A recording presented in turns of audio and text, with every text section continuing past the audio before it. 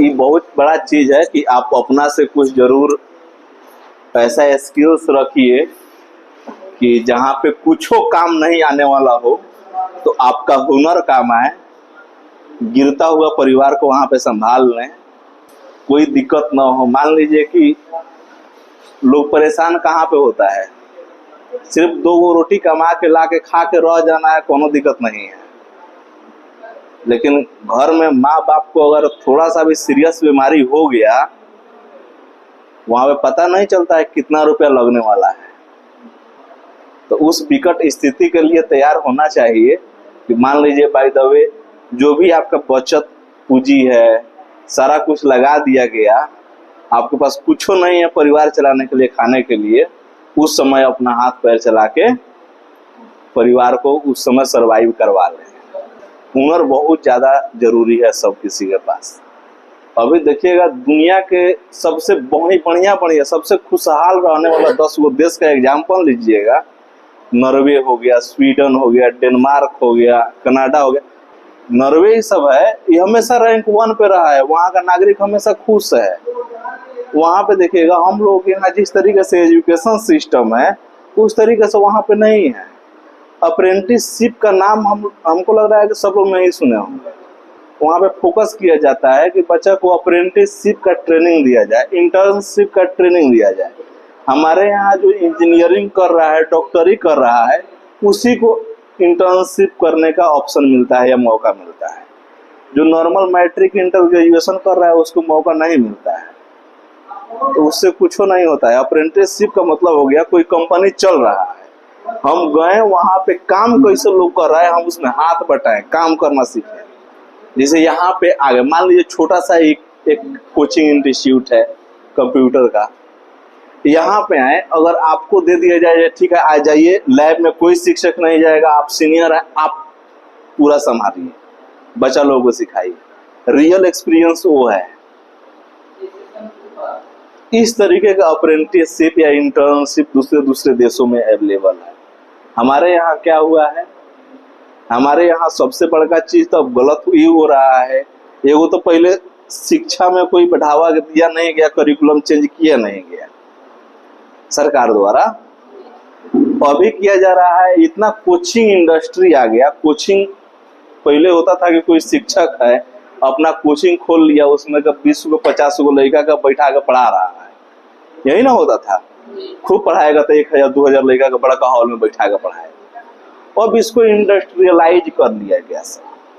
अब इंडस्ट्री की तरह देखा जा रहा है, यानी हम लोग बच्चा जो है पढ़ने वाला उसको देखा जा रहा है ये मेरा क्लाइंट है, ये मेरा स्टूडेंट नहीं है, ये मेरा क्लाइंट है, इससे हमको पैसा उगाही करना है। एक वो शिक्षक के नाम पे 1000 कोचिंग चलाया जा रहा है, उसमें जो शिक्षक बहाली किया जा रहा है जिसको कुछ नहीं आता है वो वहां पे पढ़ा रहा है। काहे पढ़ा रहा है कि हमारा बड़ा का ब्रांड है, ABCD कोचिंग बड़ा का हमारे इंडिया में लीडिंग कंपनी है। 5 गो लड़के का रिजल्ट आ जाएगा तो बड़का जो 5 गो कोचिंग हुआ है, 5 लड़का अपना बोर्ड बैनर पे क्या कर लगाएगा, जो मेरे यहाँ से ही टॉप किया है। वही लड़का का दूसरों को वाला कहेगा जो मेरे यहाँ से टॉप किया है, और वही लड़का का तीसरे को वाला कहेगा मेरे यहाँ से टॉप किया है। इंडस्ट्रियलाइज है। यहाँ पे देखिएगा आप पढ़ने जाइएगा ना, किसी में मास्टर क्या करेगा, हम सिलेबस कंप्लीट कर, सिलेबस फिनिशर है वो। ये नहीं कहेगा कि हम आपको इस काबिल बना दें कि आप खुद से सिलेबस कंप्लीट करो। कोनो मास्टर नहीं कहेगा जो हाँ हम आपको काबिल बना देंगे कि आप अपना से उस क्वेश्चन को कैसे हल कीजिएगा, कैसे प्रैक्टिस कीजिएगा। यानी आपको काबिल नहीं, आपको फिनिश कर रहा है। भाई फिनिश करना है, हमको सिलेबस फिनिश करना है, बच्चा को आए चाहे ना आए। तो 2 गो तो जिम्मेदारी बन रहा है, या तो सरकार जबरदस्ती हम लोगों को सुधारे, एजुकेशन सिस्टम को सुधारे, वो तो अभी 20 साल में पॉसिबल दिख नहीं रहा है। कितना कोशिश करेगा तब वो सरकार अगर ईमानदार हो जाए तब वो 10 साल लगेगा, बैठिए भेज रहे हैं किसी को, तब वो 10 साल लगेगा। यहाँ पे तो सरकार तो नहीं चाहेगा। हम लोगों का कर्तव्य क्या बनता है कि हमारा उम्र है 70 साल एवरेज, पहले 60 साल मनुष्य का उम्र माना जाता था, अब 70 साल माना जाता है। 70 साल में 20 साल बुढ़ापा में कटने वाला है, 30 साल गुजर जाएगा हम लोगों को अपने पैर पे खड़ा होते होते। 30-20 निकाल दीजिए कितना बचा, 30-20-50 निकाल दीजिए कितना बचा, 20 साल है हम लोगों को कुछ करके दिखाने का या कुछ तो क्या 20 साल हम भरोसे रहेंगे किसी के ऊपर? अगर हम जमीन पे आए हुए हैं, एगो तो इतना जानवर वानवर छोड़ के हम लोग मनुष्य के दुनिया में आए हैं, तो हम लोगों का कर्तव्य बनता है कि हम अपना करियर बेहतर बनाएं। हम किसी के भरोसे क्यों रहे? सरकार का कोई जरूरी है वही देगा, वो तो देना चाहेगा ही नहीं। तो हम लोगों को अपना कर्तव्य है, हम लोग अपना कुछ सीखें। एगो आप सीख लिए, एगो चीज सीख लिए, मान लीजिए अपने करियर में कुछ बढ़ने के लिए एगो चीज सीख लिए, एगो टूल्स सीख लिए। कोशिश कीजिए कि मेरे पास एगो है तो हम 5 आदमी को यही चीज कम से कम सिखा दें।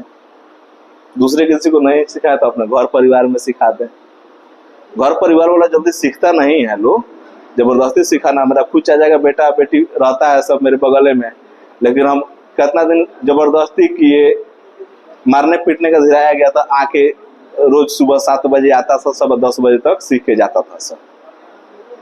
तो घर का तो ऐसा ही तो समझे, घर का मुर्गी दाल बराबर। तो सीखने की कोशिश करेगा नहीं। लेकिन फिर भी हम लोगों का अपना कर्तव्य है, अपना एक जीवन मिला हुआ है। यहाँ पे महिला पुरुष में कभी फर्क नहीं कीजिएगा। मात्र शारीरिक फिजिकली कितना हम लोगों का डिफरेंस होता है, सिर्फ 16% बायोलॉजी मानता है कि 16% डिफरेंस है। ना ही दिमाग में कोई डिफरेंस है, ना ही हम लोगों को सोचने में या हम लोगों को प्रोसेसिंग पावर में। तो काहे हम किसी से कम बने? हम लोगों को तो बढ़ चढ़ के बराबर की हिस्सेदारी होना चाहिए। लेकिन हकीकत क्या है? हकीकत क्या है? हकीकत यही है कि सबसे पहले तो रोजगार के दृष्टि में हम लोग जाते हैं तो 2% लोगों को, करीब 2% से कम लोगों को सरकारी नौकरी होता है। अगर मान लीजिए 100 में 2% हम बोल रहे हैं, तो अब बचवा को छोड़ दीजिएगा तो उसमें प्राइवेट सेक्टर में काम करने वाला करीब 60% लोग होता है, 68% 65% के आसपास। छोटा बच्चा 18 बरस से कम है तो वो थोड़ा काम करेगा।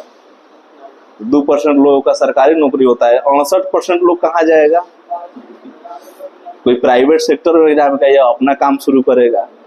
लेकिन हम लोगों के यहाँ क्या हो गया है, सबसे बड़ा गलत यही हो गया है कि सब लोग भाई 2% जहाँ पे सीट है, सब लोग लड़ रहा है कि हम सरकारी में जाएंगे। सरकारी सबको पता है कि 2% सीट है, फिर भी 90% लोग लगा हुआ है कि सरकारी में जाएंगे। भाई साल भर हम देख लेंगे, हमसे नहीं होगा तो नहीं करेंगे। हकीकत देखिएगा तो हम 2017 से काम कर रहे हैं सब पढ़ाने का, सिखाने का। इससे पहले हम गवर्नमेंट का एग्जाम दिए थे, मेरा खुद अभी नहीं निकला। अब फिर हुआ कि भाई निकल ही जाएगा तो मेरे से जॉब होगा नहीं, और जो जॉब हम कर सकते हैं वो मेरे से निकलेगा नहीं।